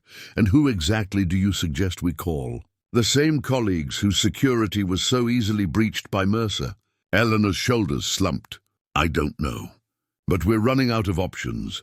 Outside, the wind had increased to a howl, driving fresh snow against the cabin's small windows. A winter storm was moving in, nature's temporary ally in covering their tracks, but also a deadly threat if they remained exposed too long. Jack reached into his inner coat pocket and withdrew a small device, the satellite phone Eleanor had given him months ago. He'd kept it, against his better judgment, for precisely this kind of emergency. "One call," he said, holding it up. "But not to your university, not to anyone connected to your research." "Then who?" Jack's weathered face settled into determined lines. "I still have contacts. People who know how to disappear, how to move someone without leaving traces. Military." Eleanor guessed. "Former," Jack corrected. "People who owe me, who won't ask too many questions." He stepped outside to make the call, the bitter cold, a welcome clarity after the stuffy confines of the cabin. As he punched in a number he'd memorized years ago but never used, he scanned the valley below. No sign of pursuit yet, but Mercer struck him as relentless. A storm wouldn't stop him for long. The call connected with a suspicious greeting. Jack spoke briefly, using code phrases from another lifetime. When he returned inside, his expression was grim but resolved. "We have until the storm passes," he told Eleanor. "Then we move again. Help will meet us at coordinates 20 miles north." Eleanor looked at Sam's unconscious form, doubt clear in her eyes. "Can he make it that far?" Jack began gathering supplies, his movements efficient and purposeful. "He has to. We all do. The wind screamed around the cabin's eaves, a hollow counterpoint to Sam's labored breathing and the unspoken question hanging between the humans, whether they were running towards safety or into another trap. The storm raged for 2 days, trapping them in the small cabin. Sam's condition stabilized but remained precarious. The tranquilizer had triggered some kind of allergic reaction, leaving him feverish and weak. Jack and Eleanor took turns applying cold compresses and coaxing water into him. "His immune system is fighting it," Eleanor observed, checking Sam's pulse for the 100th time. "But he's burning through calories at an alarming rate." Their food supplies dwindled rapidly. Sam's massive body required substantial nutrition even when healthy. In his current state, fighting both the tranquilizer and fever, his needs exceeded their resources. On the morning of the 3rd day, the storm finally broke. Jack stepped outside, assessing conditions. The snow was waist-deep in places, the landscape transformed into an alien white terrain. Perfect for hiding their tracks, but nearly impossible to traverse, especially with Sam in his weakened state. "We can't carry him," Jack concluded, returning inside. "And he's too weak to walk 20 miles. Eleanor looked up from where she sat beside Sam, her face drawn with exhaustion. "Then what do we do?" Before Jack could answer, Sam stirred, his eyes opening clearer than they had been since the encounter with Mercer. "North," he rumbled, voice hoarse but determined. "Need to go north." Jack knelt beside him. "That's the plan, big guy. But you're still sick. We need to wait until—" "No," Sam interrupted with surprising strength. "Others coming?" "Feel them." Eleanor and Jack exchanged worried glances. "The fever might be causing hallucinations," she whispered. Sam struggled to sit up, his massive frame dwarfing the small cabin interior. "Not fever, truth, others like me. Coming to help." Jack placed a steadying hand on Sam's shoulder. "How do you know?" "Dreams while sick. They speak Kir." He tapped his temple. "Not words, feelings, pictures." Eleanor leaned forward, scientific curiosity momentarily overriding exhaustion. "Telepathic communication? Or possibly infrasound below human hearing range?" "Real," Sam insisted simply. "They come." Jack moved to the cabin's single window, scanning the northern slopes. Nothing but pristine white snow and dark evergreens. Yet something in Sam's certainty gave him pause. Throughout their time together, Sam's instincts had rarely been wrong. "How far?" Jack asked. Sam closed his eyes, concentrating. "Close now, waiting." "For what?" "For dark." "Safer then." Jack made a decision. "We'll prepare to move at nightfall. If your family is out there, we'll find them. If not, we stick to the original plan, rendezvous with my contacts." They spent the day gathering their remaining supplies and fashioning a crude sled from materials in the cabin. Sam's strength returned incrementally, enough that he could assist despite Eleanor's protests that he should rest. As dusk approached, an unnatural silence fell over the forest. The birds stopped calling. The wind died to nothing. Even the occasional creak of snow-laden branches ceased. "Something's out there," Jack whispered, rifle ready as he peered through the gathering darkness. Sam moved to the door, placing a massive hand against the rough wood. "Yes," he confirmed. "Family." He pushed the door open despite Jack's cautioning hand. The frigid evening air rushed in as Sam stepped onto the porch, his tall form silhouetted against the snow. He tilted his head back and made a sound Jack had never heard before, a low, melodious call that seemed to vibrate through the ground beneath their feet. For several heartbeats, nothing happened. Then from the tree line at the edge of the clearing, shapes emerged. Massive, fur-covered figures moved with surprising grace through the deep snow. 3, then 5, then 7 of them. "My God," Eleanor breathed, clutching Jack's arm. "They're real." A whole social group. The creatures approached cautiously, surrounding Sam in a loose semicircle. The largest, standing at least 8 feet tall with silver-streaked fur, stepped forward. It made a series of clicking sounds, interspersed with low hoots, that somehow conveyed meaning, despite lacking recognizable words. Sam responded in kind, then turned to Jack and Eleanor, gesturing them forward. "Family," he said simply. "Meet my family." Jack approached slowly, hands visible and empty.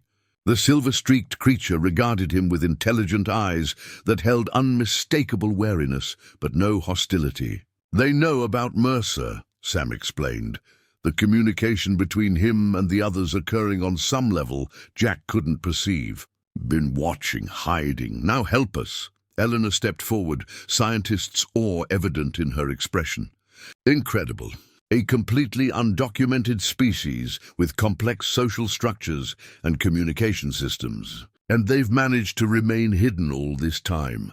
The creatures conferred among themselves with more of the clicking, hooting language. Then the silver-streaked leader made a sweeping gesture northward. "They show safe place," Sam translated. "Deep caves. No humans ever go there?" Jack considered their options. His military contacts were reliable, but involving them meant bringing more humans into Sam's world. More potential for exposure, exploitation. "Can you travel?" he asked Sam directly. Sam nodded, already looking stronger in the presence of his kind. "They help." Two of the younger creatures approached with what appeared to be a travois fashioned from flexible branches and animal hides, clearly prepared for transporting Sam. They knew he was injured, Eleanor realized. "They've been tracking us, planning this rescue." As the creatures helped Sam onto the conveyance, Jack pulled Eleanor aside. "This changes everything." "I know," she agreed. "An entire social group, with language, tool use, medicine." Her voice trailed off as she realized the implications. "Jack, this isn't just about protecting Sam anymore. It's about an entire species that's managed to coexist alongside humanity without detection." Jack watched as the creatures efficiently secured Sam, their movements betraying generations of practiced survival skills. "Your research, if it got into the wrong hands, could lead hunters like Mercer straight to the maw," Eleanor finished grimly. "I know."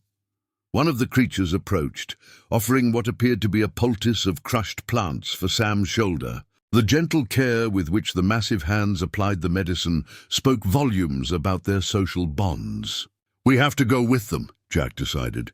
"Make sure Sam is safe, learn how they've stayed hidden all these years." Eleanor nodded, already gathering their few remaining supplies. "And destroy my research data. All of it." The silver-streaked leader made an urgent gesturing motion. Time was short. As they prepared to follow the creatures into the night, Jack cast one last glance at the cabin that had temporarily sheltered them. Somewhere out there, Mercer was still searching, still hunting. The storm had bought them time, but not safety.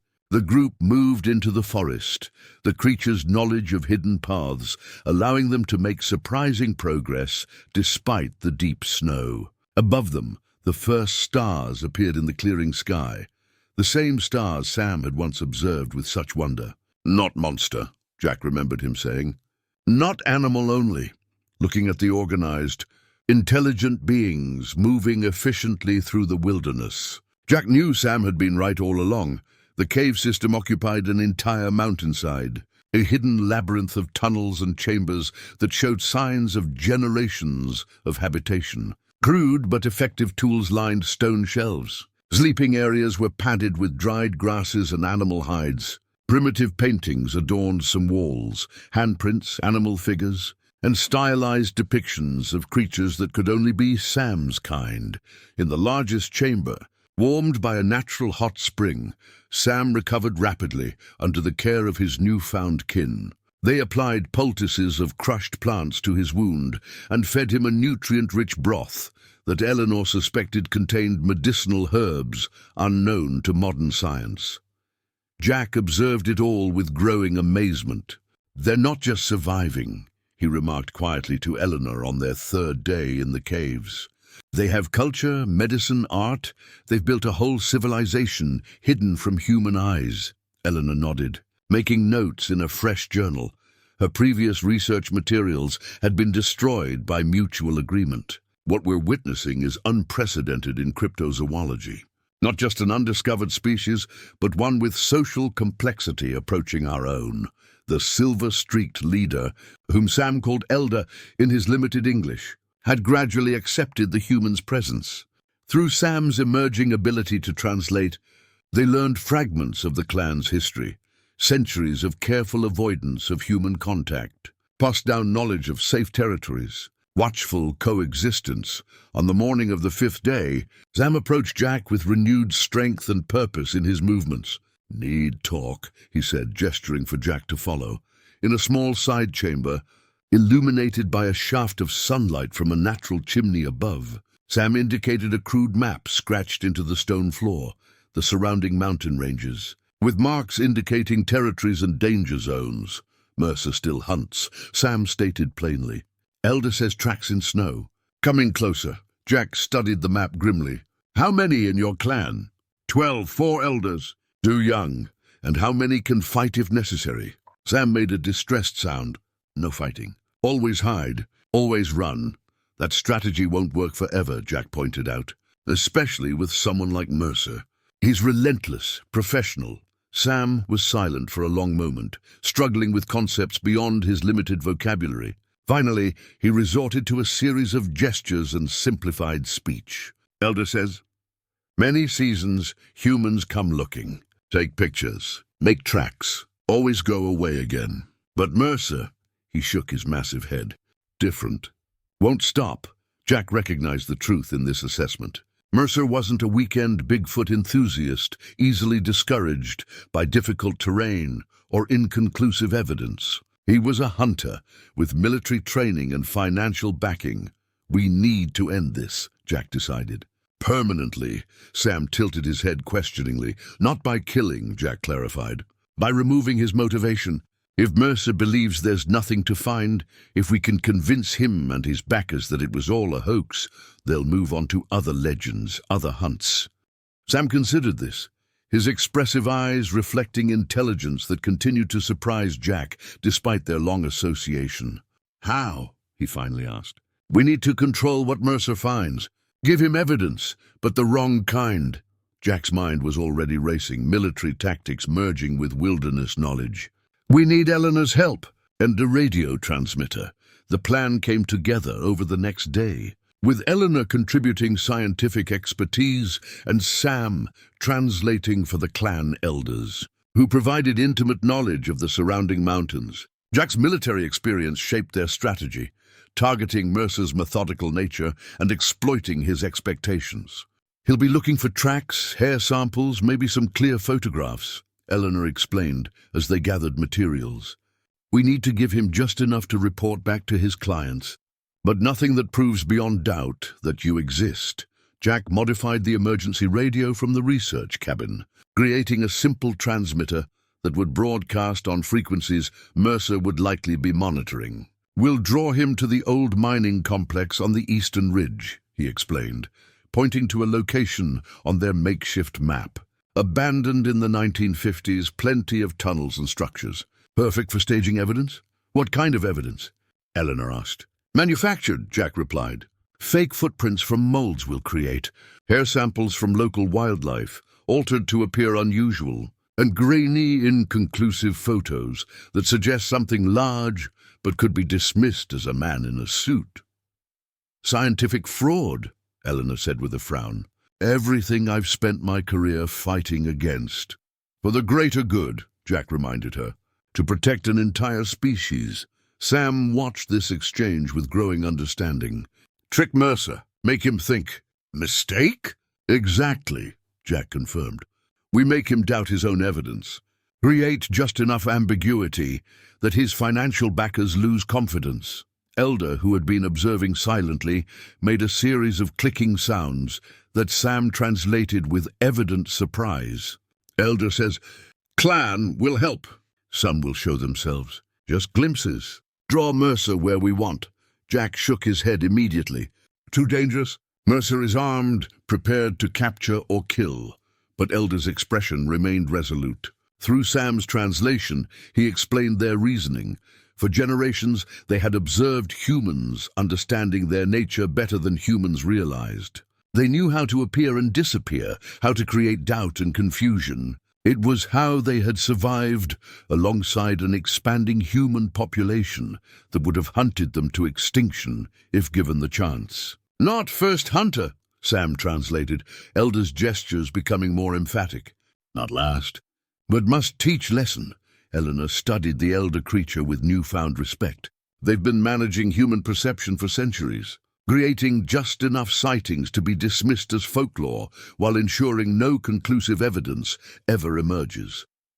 A deliberate strategy, Jack realized. Not just hiding, active misdirection. The next morning, as dawn broke over the mountains, their plan was set in motion. Eleanor would position herself near the abandoned mining complex, ostensibly continuing her wildlife research, providing a legitimate reason for her presence that wouldn't raise Mercer's suspicions. She would accidentally transmit coordinates and cryptic messages suggesting a significant discovery. Jack would track Mercer's movements, ensuring he followed their carefully laid trail of breadcrumbs, manufactured footprints, staged camp disturbances, and strategic sounds played through hidden speakers.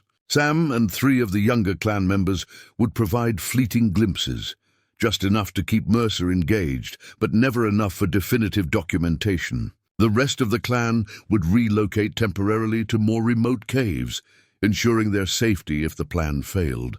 As they made final preparations, Jack found himself alone with Sam at the cave entrance, looking out over the snow-covered valley below. "This is your home now," Jack said quietly, the realization bringing both pride and a profound sense of loss. "With your own kind." Sam's massive hand rested gently on Jack's shoulder. "Always 2 homes," he rumbled. "2 families." Jack nodded, unable to find words for the complex emotions swelling in his chest. The infant he'd rescued had become not just a surrogate, son, but a bridge between 2 worlds, one that might finally establish a new relationship between species that had existed in shadow and suspicion for centuries. "Let's finish this," Jack said finally, checking his rifle one last time. "Let's make you free." The abandoned mining complex stood like a skeletal monument to human ambition, rusted equipment and collapsing wooden structures half buried in snow. Jack positioned himself on a ridge overlooking the main approach, binoculars trained on the valley below. The radio transmitter beside him emitted a soft static as Eleanor's voice came through. "Position secured," she reported. "Camera trap set at coordinates Alpha and Bravo?" "Confirmed," Jack replied. "Any sign of our target?" "Negative. But I've transmitted the accidental discovery message. If he's monitoring frequencies as we suspect, he'll pick it up." Jack scanned the forested slopes stretching toward the valley. Somewhere among those trees, Sam and 3 of his clan members were positioned according to plan, visible enough to be spotted, but elusive enough to maintain doubt. "Sam," Jack spoke into a separate handheld radio. "Status." The response came in Sam's distinctive rumble, his English more precise after days of intensive communication. "In position. Others ready." No sign of hunters yet. By mid-morning, the first indication of Mercer's approach came as a drone appeared over the eastern ridge, its small form circling methodically above the mining complex. Jack tracked it through his binoculars, noting the high-end camera equipment it carried. "Surveillance drone," he reported to Eleanor. "Our friend is being cautious." Proceeding to Phase 2, Eleanor activated the prepared sound devices hidden throughout the complex, subtle rustling, breaking branches, and occasional low vocalizations that would register on the drone's audio sensors. The response was immediate. The drone altered course, descending to investigate the sounds. Jack signaled to Sam via radio, and within minutes, a large shape moved briefly between trees at the edge of the complex before disappearing, just long enough to be captured by the drone's cameras, but too brief for clear identification. By early afternoon, Jack spotted the first human figures approaching through his binoculars. Mercer led a group of 4 men, all carrying specialized equipment, high-end cameras with telephoto lenses, sound recording devices, and what appeared to be tranquilizer rifles. "Contact," Jack reported tersely. 5 individuals armed, approaching from the south. "Sam, initiate Sequence 1. The plan unfolded with military precision. Sam's clan members created a series of strategic sightings, glimpses through trees, partially obscured footprints in the snow, and vocalizations from different directions that suggested multiple creatures. From his vantage point, Jack watched Mercer's methodical response, splitting his team to cover more ground, setting up additional camera traps, collecting samples of hair deliberately left by Sam's clan. The hunter was thorough, professional, and completely focused on the trail they were creating for him. By late afternoon, Mercer's team had converged on the central mining structure where Eleanor was positioned with her research equipment. Jack adjusted his rifle scope, watching the interaction closely. Eleanor played her role perfectly, the surprised wildlife researcher, initially reluctant to share information, but gradually revealing her accidental findings. "He's buying it," Jack murmured to himself, as Mercer's body language shifted from suspicious to interested. Eleanor showed him selected footage from her trail cameras, images Jack had helped stage, showing indistinct shapes and partial glimpses. The radio crackled with Sam's voice, sudden urgency evident. "Jack, problem, new humans." Jack swung his binoculars toward the northern approach. 3 additional figures were moving through the forest, not part of Mercer's team, based on their chaotic approach and civilian clothing. "Damn it," Jack hissed. "Locals." Probably heard the same rumors. The plan had accounted for Mercer and his professional team, not amateur enthusiasts who might blunder into the carefully orchestrated scenario. The newcomers were heading directly toward where Sam was positioned. "Sam, fall back to position Delta," Jack ordered. "Avoid contact." "Too late," came the terse reply. "They see me!" Jack's blood ran cold as excited shouts echoed across the valley. The 3 newcomers were pointing, fumbling with cameras. Sam was exposed. Mercer and his team reacted immediately, abandoning Eleanor and racing toward the commotion. Jack shouldered his rifle, calculating trajectories and options. He wouldn't fire on humans, but a strategic shot might create enough distraction for Sam to escape. Before he could act, the forest erupted in a cacophony of calls, unlike anything Jack had heard before. Deep, resonating sounds that seemed to come from everywhere at once. From his elevated position, Jack witnessed an astonishing sight. Throughout the surrounding forest, massive shapes appeared and disappeared. Not just Sam and his 3 companions, but what seemed like dozens of the creatures, materializing from hiding places that had concealed them perfectly until now. The humans below froze in confusion and awe, cameras forgotten as they tried to track the multiple sightings. Mercer alone maintained his focus, raising his tranquilizer rifle toward the clearest target, Sam, who had emerged from cover to draw attention away from the younger clan members. Jack's finger tensed on his trigger, prepared to disable Mercer's weapon when the ground literally trembled beneath them. From the mountainside above the mining complex, the largest creatures Jack had ever seen descended in a coordinated movement, ancient patriarchs and matriarchs of the clan, some standing 9 feet tall, their silver-streaked fur marking them as elders. Their appearance was so sudden, so overwhelming in its impact, that even Mercer lowered his weapon in momentary shock. The elder creatures formed a semicircle, not threatening but unmistakably present and aware.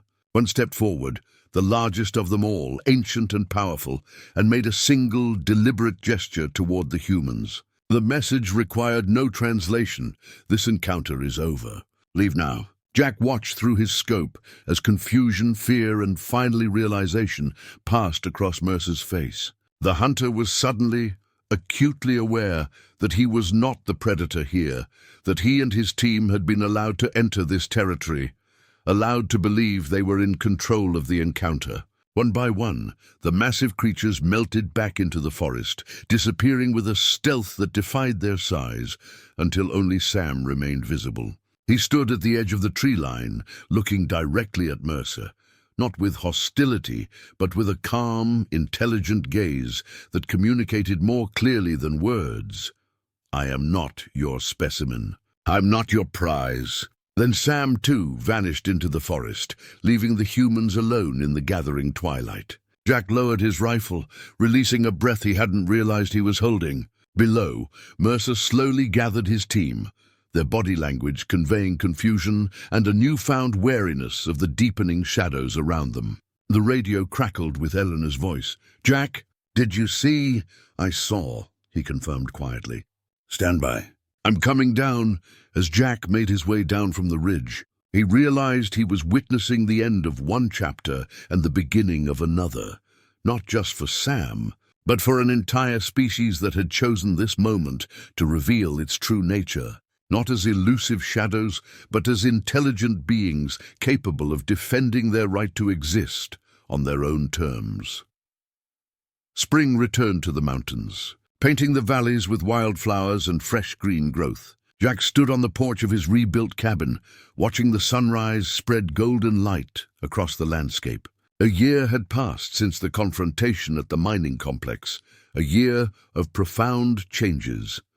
Mercer had departed the region shortly after the encounter, his team carrying inconclusive evidence and a newfound respect for the wilderness they had sought to conquer. Whatever report he had delivered to his financial backers apparently convinced them to direct their resources elsewhere.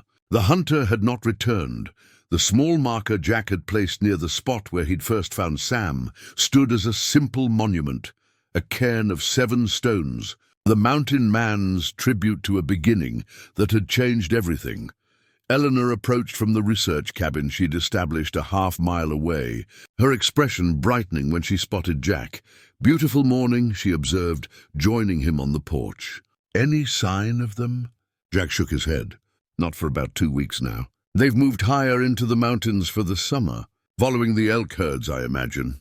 Eleanor nodded, understanding. After the confrontation, she had made her choice, to remain in the region as a dedicated conservationist, establishing a wilderness research station that carefully documented the ecosystem, while deliberately avoiding any mention of its most remarkable inhabitants. Her previous research on undocumented primates had been officially abandoned as inconclusive. "The university renewed my grant," she mentioned. 5 more years of studying wildlife adaptation to climate change." Her smile held a hint of satisfied secrecy. Plenty of legitimate research to do, while keeping watch over restricted territories. Jack understood the delicate balance she maintained, genuine scientific work that also served as a barrier between the clan's territory and potential intruders. The university station provided an official presence that discouraged amateur cryptid hunters, while Eleanor's carefully curated publications never hinted at the truth she protected. "You found your purpose," Jack observed. "As have you," she replied, glancing at the freshly blazed trail markers visible at the forest edge. Jack's ongoing work creating safer passages through the mountains, paths that deliberately bypass sensitive areas while appearing to be practical routes for the growing number of hikers attracted to the region's natural beauty. Their conversation was interrupted by the soft crunch of footsteps on the path leading to the cabin. Both turned instinctively alert, but it was only a local forest ranger making his monthly courtesy visit, another layer of protection established through careful relationship building. After the ranger departed, Jack noticed something on the porch railing that hadn't been there earlier, a small carved wooden figure, roughly shaped into a humanoid form, with distinctive proportions that could only represent one individual. Jack picked it up, feeling the careful craftsmanship beneath his fingers. Eleanor leaned closer, her expression softening. "Sam?" she asked quietly. Jack nodded, a smile touching the corners of his weathered face. "He comes back sometimes, never announces himself, just leaves little reminders. He's doing well with the clan?" "From what I can tell," Jack confirmed. "Takes a leadership role during their migrations. Teaching the younger ones, I think." Pride warmed his voice, despite the matter-of-fact words. Eleanor squeezed his shoulder gently before turning to leave. "See you at the Conservation Committee meeting tomorrow?" Jack nodded, his gaze still fixed on the distant mountains where his adopted son now lived among his own kind, free, protected and thriving. Later, as twilight settled over the forest, Jack placed the wooden figure on a shelf inside his cabin, alongside other small carvings collected over the past year. Each represented a visit, a connection maintained across the divide between their worlds. Outside, an owl called into the gathering darkness. From much further away, barely audible even in the evening stillness, came a responding call, deeper, more resonant, carrying through the valley like a familiar voice reaching across the distance.